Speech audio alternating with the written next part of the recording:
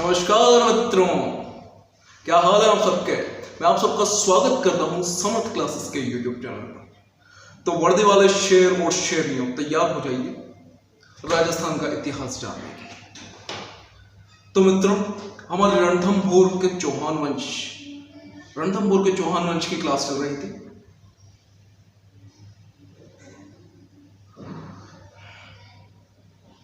हाँ तो मित्रों, हमारी रणथंभौर के चौहान वंश की क्लास चल रही थी। एक क्लास पूरी हो चुकी है, तो अब क्या बचा है आखिरी। हमने थोड़ा बहुत पढ़ रहा था रणथंभौर के चौहान वंश के आखिरी शासक कौन, हम्मीरदेव चौहान।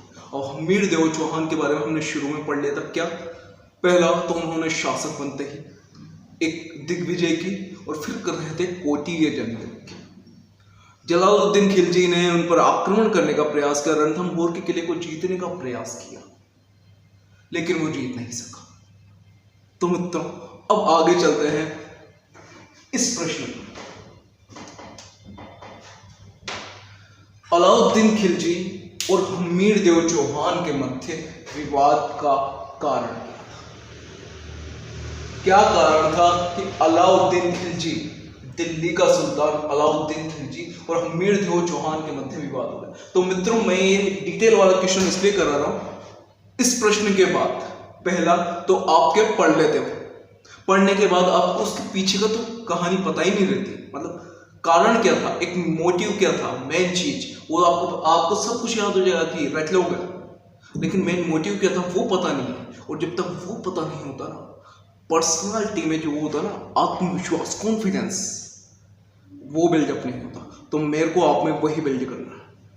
तो चलिए देखते हैं क्या हुआ था। कौन है दिल्ली का सुल्तान? अलाउद्दीन खिलजी। अलाउद्दीन खिलजी। अलाउद्दीन खिलजी किसको, अलाउद्दीन खिलजी ने क्या करा था 1296 ईस्वी में अपने चाचा ने, समझ लो चाचा या ससुर दोनों ही था, कौन, जलालुद्दीन खिलजी। तो जलालुद्दीन खिलजी की हत्या करके अलाउद्दीन खिलजी दिल्ली का सुल्तान बन बैठा। कब? 1296 ईस्वी में। फिर क्या हुआ, अलाउद्दीन खिलजी एक महत्वाकांक्षी शासक था। महत्वाकांक्षी शासक ये इस बात से पता चलता है कि ये स्वयं को सिकंदर जो था ना, सिकंदर, उसके बराबर बनाना चाहता था। तो इसने एक उपाधि धारण की थी, सिकंदर एहसानी। सिकंदर की बराबरी करना चाहता था। तो इस बात से पता चलता है कि ये दूसरे राज्यों को हराकर अपना साम्राज्य का विस्तार करना चाहता था। तो अब उस समय पे जो रणथंभौर के शासक थे, उस समय रणथंभौर के शासक थे हम्मीरदेव चौहान। हम्मीरदेव चौहान की शक्ति भी दिन ब दिन बढ़ती जा रही थी।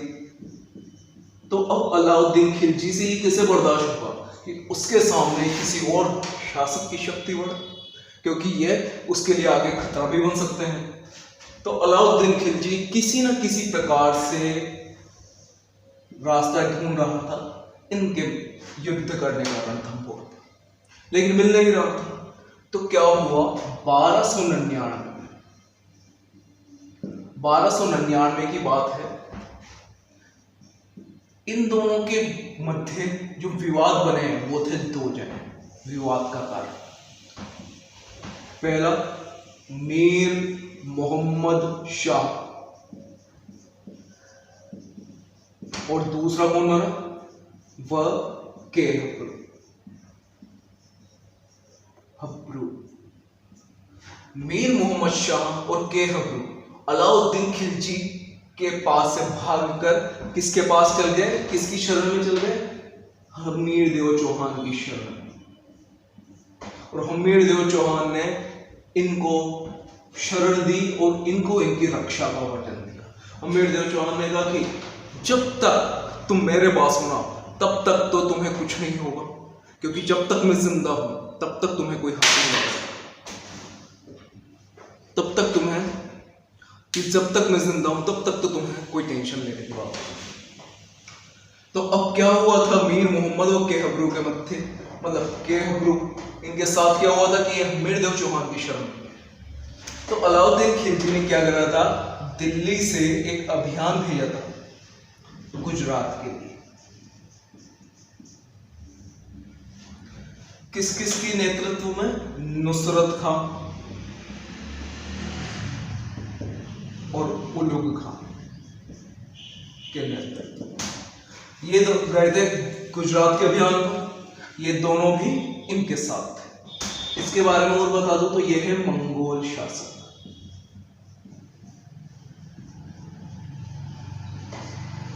कौन है? मंगोल जाति के वो लोग हैं जो भारत में ही रहते थे, पहले भारत में ही रहते थे, बाद में इन्होंने इस्लाम स्वीकार किया।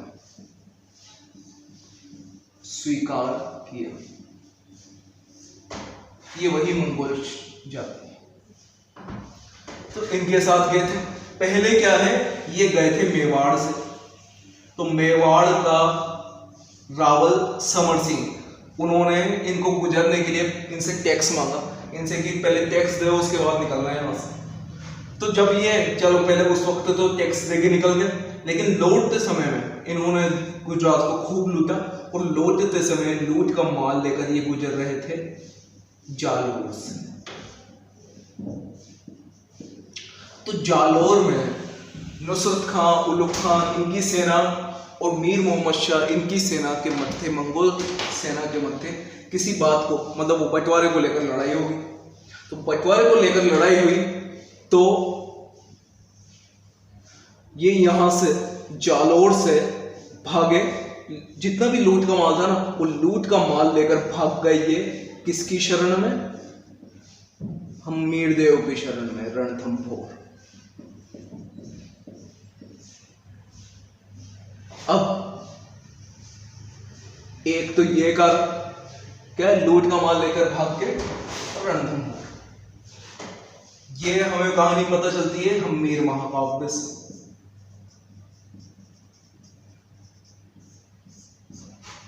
और एक और कहानी का पता चलता है, क्या है, अलाउद्दीन खिलजी की एक बेगम थी जिनका नाम था चिमना बेगम। चिमना बेगम या चिमाता, क्या नाम था, चिमना बेगम या चिमाता। ये चिमना बेगम और मोहम्मद शाह एक दूसरे से प्रेम करते थे। तो इन दोनों ने मिलकर एक षड्यंत्र रचा, किसको मारने का, अलाउद्दीन खिलजी को मारने का। लेकिन अलाउद्दीन खिलजी को इनके षड्यंत्र के बारे में पता चल गया, और अलाउद्दीन खिलजी ने मोहम्मद शाह और केहबरू, क्योंकि केहबरू भी इनके साथ था, तो इन दोनों को बंदी बना लिया। फिर क्या हुआ, बंदी बना लिया तो ये दोनों किसी तरह केस से भागकर चल गए हमीर देव की शरण में। तो ये दो कारण पता चलते हैं। अब ये चिमना बेगम वाला कहां से पता चलता है हमको, हमीर है।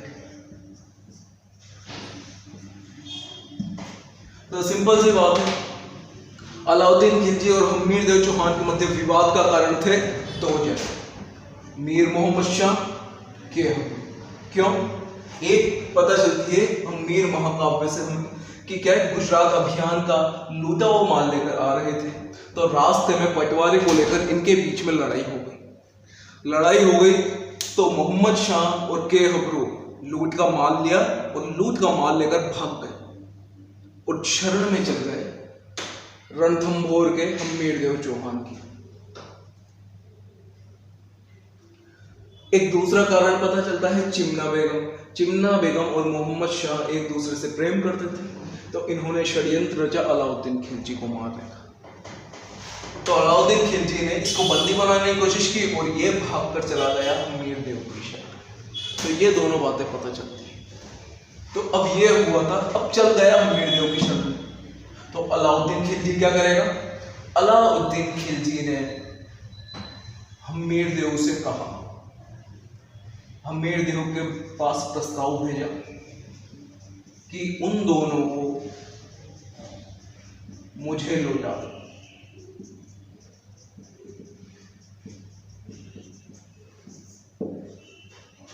क्या प्रस्ताव भैया? उन दोनों को मुझे लौटा दो, वरना आपके लिए ठीक नहीं होगा। तो हम्मीर देव ने कहा,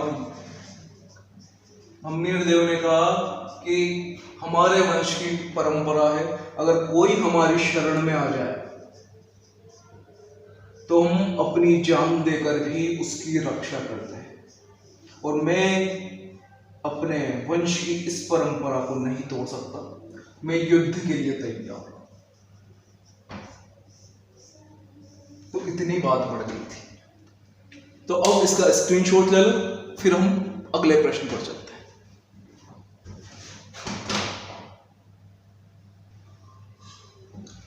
हाँ, तो भीम सिंह और धर्म सिंह कौन थे ये दो? कौन थे ये दो? अब ये जानने के लिए कि भीम सिंह और धर्म सिंह कौन थे, अब हम चलते हैं आगे की कहानी पर। तो कितना हो चुका था? अलाउद्दीन खिलजी ने प्रस्ताव भेज दिया था हम्मीरदेव चौहान के पास, लेकिन हम्मीरदेव चौहान ने इस निरुत्तर जवाब दिया था कि हम वापस नहीं करेंगे, और युद्ध करना हो युद्ध करना। तो देखते हैं आगे क्या। फिर अलाउद्दीन खिलजी ने नुसरत खां,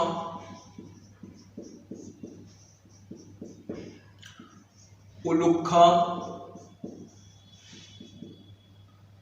और अलग खां, ये तीन खास सेना नायक थे। तो नुसरत खां के नेतृत्व में एक अभियान भेजा अलाउद्दीन खिलजी ने रणथंभौर के किले को जीतने के लिए। किसके लिए? विजय के लिए। ठीक है, तो ये आए, और अब ये रहा रणथंभौर का किला।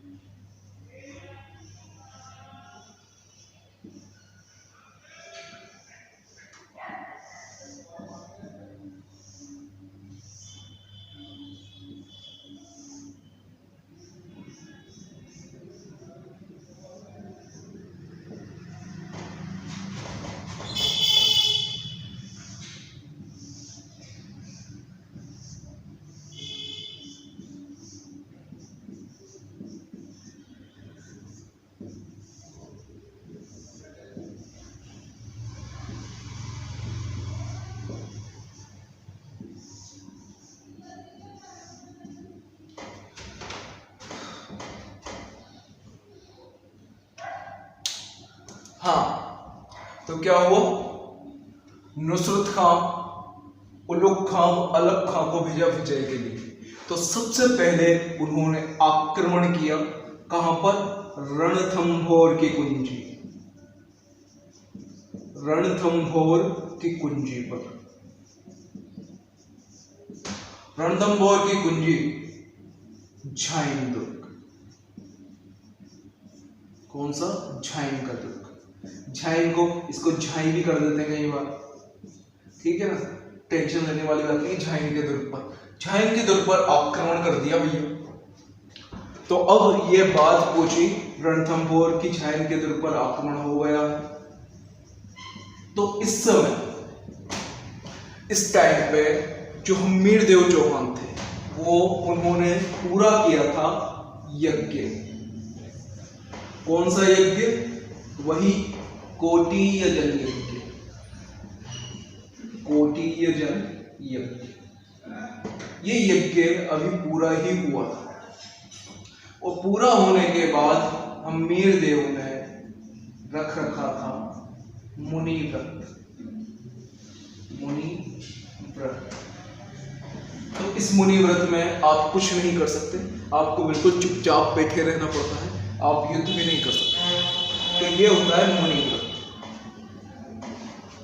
तो अब क्या करें, आक्रमण तो हो गया, तो अब हम्मीर देव ने भेजा 2 जनों को,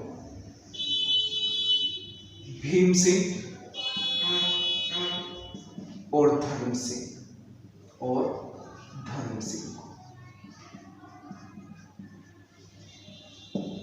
किनको बोला? भीम सिंह और धर्म सिंह को।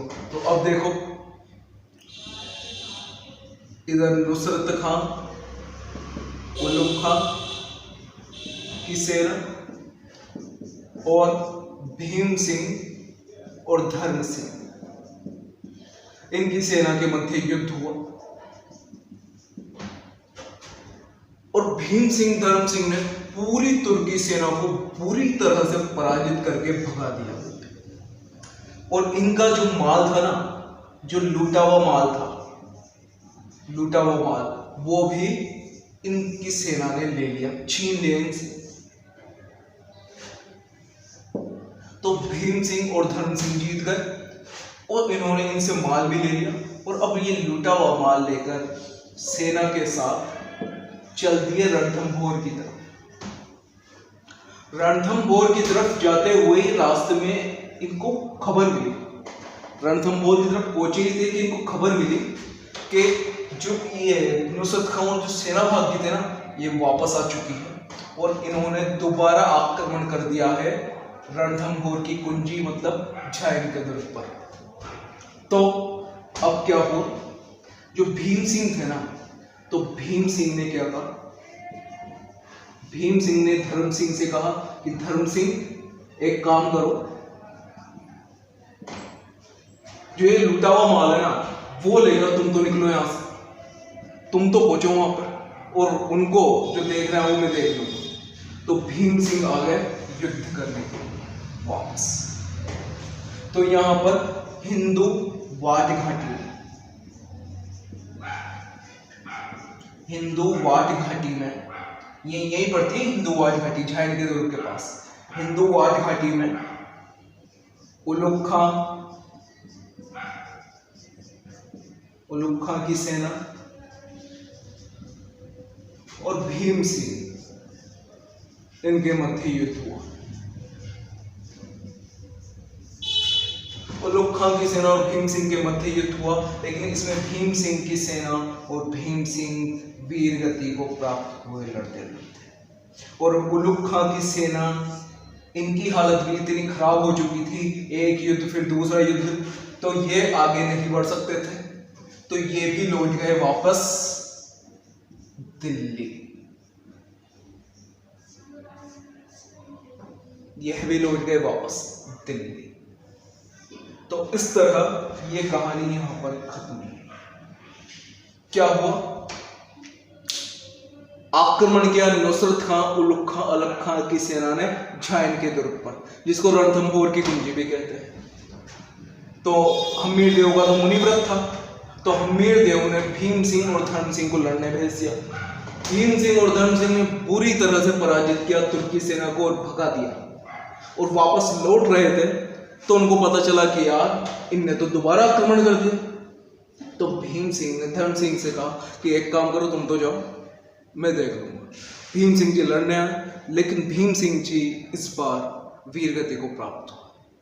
अब भीम सिंह जी एक वीर और महान योद्धा थे। इनकी मौत के बारे में जब पता चला हम्मीर देव चौहान, तो हम्मीर देव चौहान को बहुत दुख हुआ, बहुत शोक हुआ, और इन्होंने इसका कारण माना धर्म सिंह को, क्योंकि धर्म सिंह युद्ध करने उनके साथ नहीं गए, तो इन्होंने धर्म सिंह को करवा दिया अंधा, और धर्म सिंह के स्थान पर धर्म सिंह के भाई भोज को बिठा दिया। धर्म सिंह के स्थान पर किसको बिठा दिया? भोज को।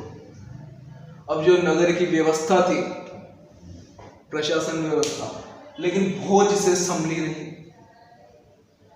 भोज से संभली नहीं तो फिर दोबारा धर्म सिंह ने कहा, अंधा तो हो चुका था, लेकिन धर्म सिंह ने कहा कि हमीरदेव से कि देखो उससे तो संभाल नहीं रही है, मैं संभाल लूंगा। तो धर्म सिंह को दोबारा भोजराज को हटा दिया गया और धर्म सिंह को दोबारा बिठा दिया। तो भोजराज, भोज जो भी था वो नाराज होकर चला गया अलाउद्दीन खिलजी के पास।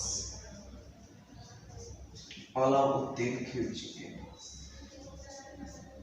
तो अलाउद्दीन खिलजी ने विजय के लिए सेना भेजी, लेकिन वो असफल रही रणथंभौर के किले को हासिल करने के लिए।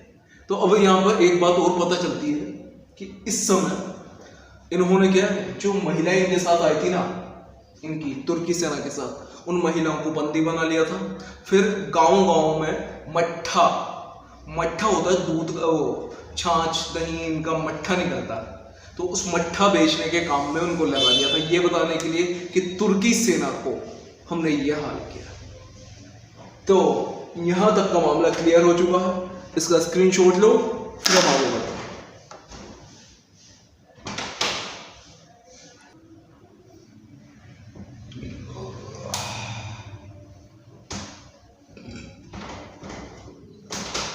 तो अब जो प्रश्न हमारे सामने है कि नुसरत खां जो था अलाउद्दीन खिलजी का सेनापति, उसकी मृत्यु कैसे हुई? तो देखते हैं अब क्या हुआ था। नुसरत खां, उलुग खां की सेना दोबारा लौट गई थी। तो अलाउद्दीन खिलजी ने फिर से 1300 ईस्वी में वो तो क्या चल रहा था 1299, एक साल पहले। अब 1300 ईस्वी में फिर से नुसरत खां और उलुग खां इनके नेतृत्व में एक सेना भेजी और उस सेना ने ये यहां पर क्या थी, हिंदू वाट घाटी। तो नुसरत खां और उलुग खां की सेना ने हिंदू वाट घाटी को पार करके इस दुर्ग पर अधिकार कर लिया था। कौन सा दुर्ग था ये? झैन का दुर्ग। क्योंकि झैन के दुर्ग पर अधिकार किए बिना रणथंभौर के किले को विजय किया ही नहीं जा सकता।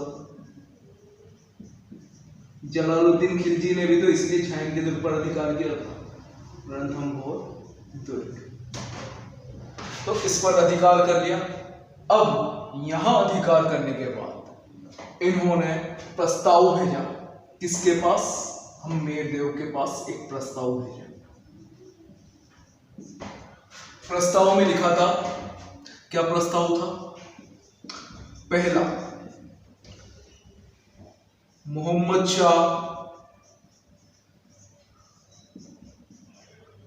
शाह व केहब, ये दोनों है ना, इनको लौटा दो, हमारे हवाले कर दो इनको। और अब जो तुमने इतनी हिमाकत दिखाई है, तो उसके लिए तुम अपनी पुत्री देवल दे का विवाह करवाओ, किसके साथ? सुल्तान के साथ। सुल्तान कौन?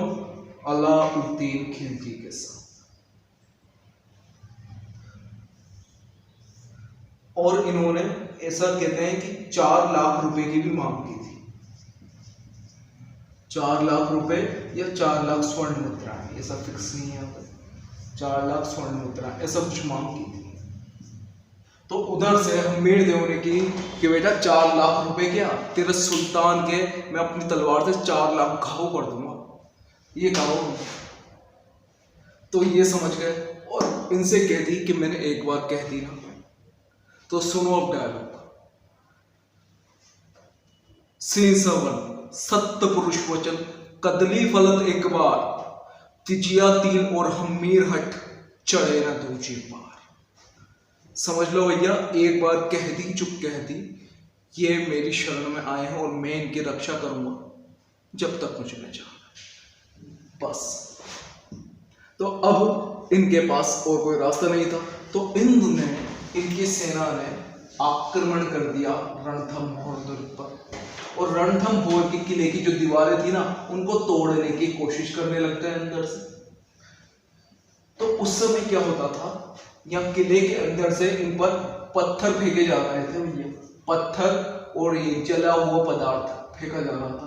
तो नाम बताता हूँ, वो अर्रादा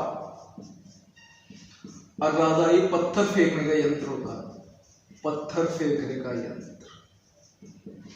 ये बाहुबली पिक्चर में देखा हो, बाहुबली पिक्चर में अर्रादा वो पत्थर फेंकने का यंत्र, ऐसा ये न्यू गोल, इसमें पत्थर रखते हैं, फिर ये न्यू जाता है और पत्थर फेंकता है। तो बाहर से ऐसे पत्थर आ रहे थे यहाँ नीचे, और यहाँ नीचे खड़ी थी इनकी सेना, तुर्की सेना। एक और होता है मगरबी,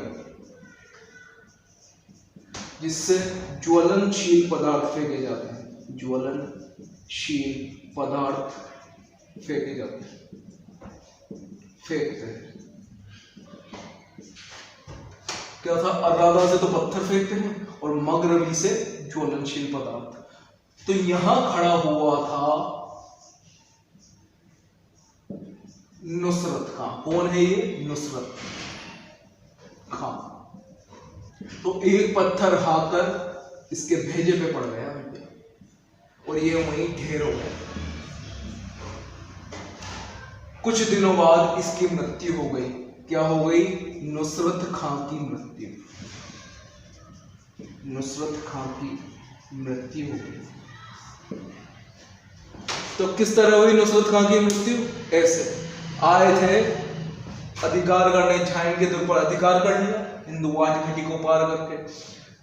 महाराणा क्या कहते हैं, हमीर देव के पास प्रस्ताव भिजवाया कि मोहम्मद शाह और केहबरू को हमारे हवाले कर दो, और अपनी पुत्री देवल का विवाह अगर सुल्तान से कर दोगे तो हम तुम्हें माफ कर देंगे। तो बदले में क्या कहा था कि भाई तेरे सुल्तान के 4 लाख घाव कर दूंगा, शरीर में 4 लाख घाव कर दूंगा, ये कहा हमीर देव चौहान। फिर क्या हुआ था, ये अब किले की दीवार को तोड़ने का प्रयास करने लगते हैं। तो क्या हुआ, अंदर से भाटे वाटे फेंके जा रहे थे, भाटे एक पत्थर गिरा नुसरत खां के, और नुसरत खां की हो गई मृत्यु। ये था नुसरत खां की मृत्यु का वजह। अब नुसरत खां की मृत्यु जैसे हुई तो पूरी सेना में अफरा तफरी मच गई, और पूरी सेना डर के मारे पीछे हट गई। अब ये बात पहुंची, इसकी मृत्यु की पहुंची किसके पास? अलाउद्दीन खिलजी के पास। अब क्या होता है ये आगे देखेंगे, इसका स्क्रीनशॉट है।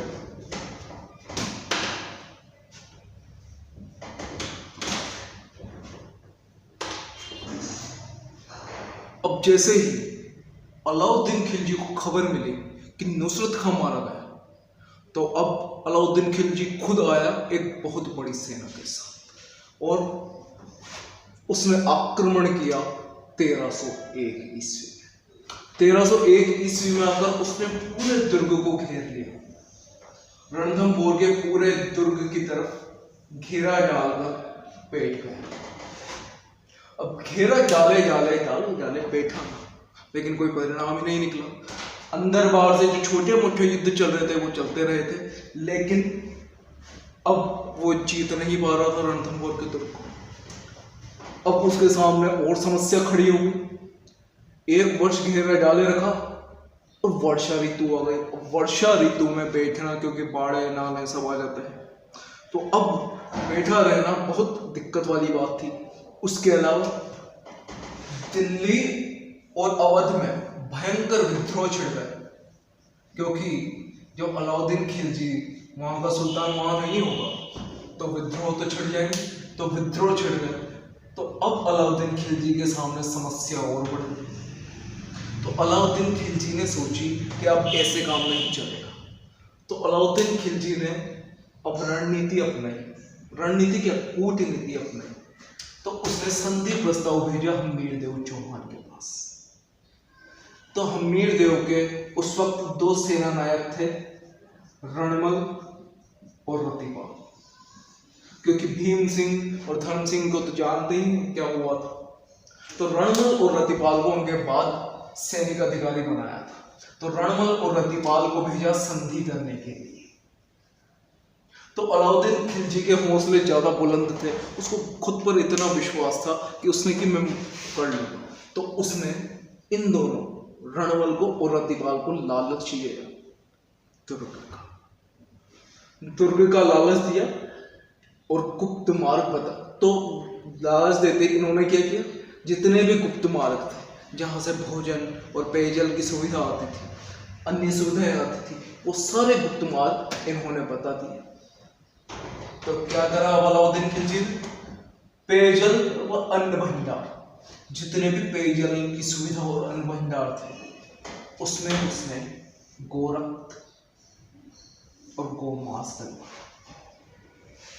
क्योंकि गोरख और गोमांस डालने के बाद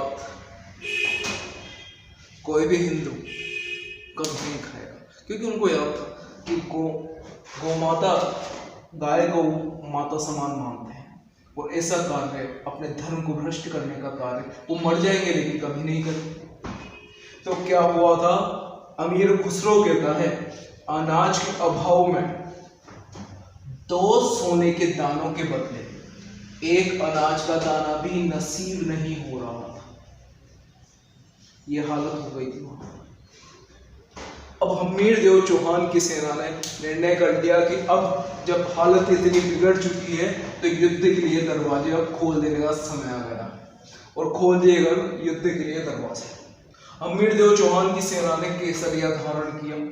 क्योंकि सबको याद था बाहर खड़ी सेना बहुत बड़ी है, तो हमीर देव की सेना ने केसरिया किया और युद्ध के लिए तैयार हो गए।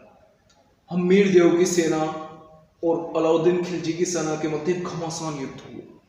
बहुत भयंकर युद्ध चलता है, लेकिन अंत में हमीर देव वीरता से लड़ते हुए वीर गति को प्राप्त हुआ। क्या हुआ, वीर गति को प्राप्त हुआ। और जैसे ही दुर्ग के अंदर ये खबर पहुंची तो रानी रंग देवी और उनकी पुत्री देवल देवी के नेतृत्व में सभी राजपूत महिलाओं ने जोहर कर लिया और ये राजस्थान का पहला जोहर था और इन दोनों को राजस्थान का पहला साका कहेंगे। क्या, राजस्थान का पहला साका, राजस्थान का पहला साका था। और ये और जोहर की तरह नहीं था, ये था जल जोहर। यह एकमात्र जल जोहर, इसके बाद न इससे पहले कोई जल जोहर नहीं हुआ राजस्थान में। और रानी रंगदेवी और देवल देवी के नेतृत्व में केसरिया और जोहर मिलकर बनता है साका। तो ये था राजस्थान का पहला साका। तो इस तरह अलाउद्दीन खिलजी का अधिकार हो गया 11 जुलाई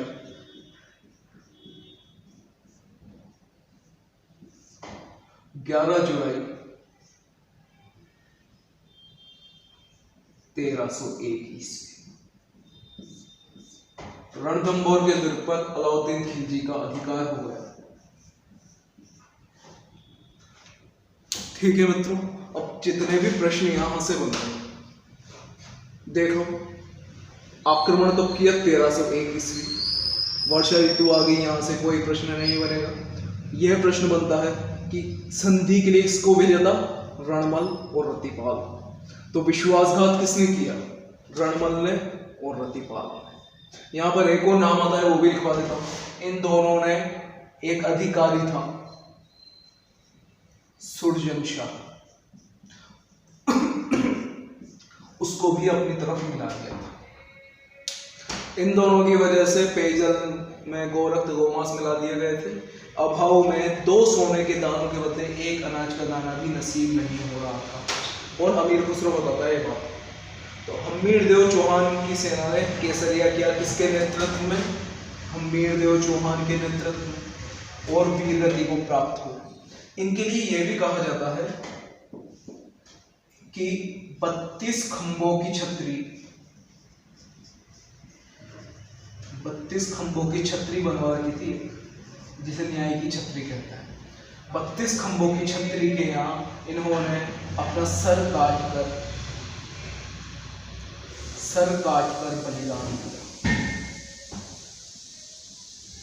बलिदान दिया, सर काट कर बलिदान। तो ये हो गया। अब इसका स्क्रीनशॉट ले लो। एक और क्वेश्चन क्या है, जौहर किसके नेतृत्व में? रानी रंग देव। रंग काय में घुलता है? जल में। इन्होंने कौन सा जौहर किया? जल जौहर। पुत्री थी देवल में। इसका स्क्रीनशॉट ले लो। तो मित्रों, इस तरह अलाउद्दीन खिलजी और हमीर देव चौहान के मध्य जो युद्ध था वो समाप्त हो गया। अब कुछ बातें हैं हमीर देव के निर्माण कार्य। हमीर देव के पिता थे चैत्र सिंह या जय सिंह। उनके याद में हमीर देव ने 32 खंभों की छतरी बनाई थी, जिस छतरी को न्याय की छतरी कहते हैं। एक तालाब बनवाया था, पदमला तालाब। वो पदमला तालाब अपनी पुत्री पदमला या देवल दे के नाम पर बनवाया था। इनके दरबार में कवि थे विजयादित्य, या जिनका नाम बीजादित्य भी मिलता है। इनके गुरु थे राघव देव। अब इनके बारे में कौन कौन सी किताबें लिखी गई, किस किसने लिखी, मतलब किस किस किताबों से हमको पता चलता है। हमीर महाकाव्य, नयन चंद्र सूर्य, ये तो आराम से याद होगा। हमीर महाकाव्य कौन सी? जिसमें बताया गया है चौहानों को सूर्यवंशी। हमीर रासो, जोधराज, पृथ्वीराज रासो की तरह है कुछ। हमीर रासो किसने लिखी? जोधराज। हमीरायण, हमीरायण जैसे राम आयण है ना, रामायण, वैसे हमीरायण भी लिख दी गई भैया। किसने लिखी? भांड व्यास। नाम देखो, भांड व्यास, कुछ अलग सा नाम है ना भैया। एक है हमीर प्रबंध। हमीर प्रबंध लिखी अमृत कैलाश। कैलाश पर कौन निवास करता है? भगवान।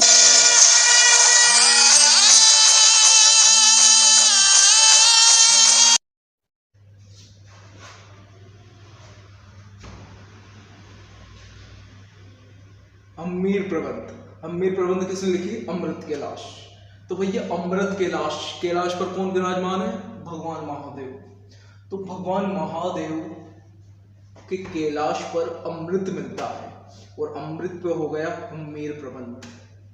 तो अमृत कैलाश ने लिखा हमीर प्रबंध। और हमीर की अट, भाई ये भी तो चंद्रशेखर कौन है? ये भी तो महादेव, भाई सारे महादेव के नाम है।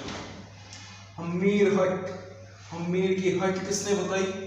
चंद्रशेखर। अब बात करें अमीर खुसरो। तो अमीर खुसरो ने, जिसको तूती ए हिंद कहते हैं, इसने खजाइन उल फुतू एक किताब लिखी जिसको तारीख अलाई भी कहते हैं। इसमें इसने लाइव जो सजीव वर्णन है, क्योंकि लाइव देखा था, तो सजीव वर्णन जो है वो सजीव वर्णन किया था। कुफ्र का गढ़ इस्लाम का घर हो गया, ये कहा किसने?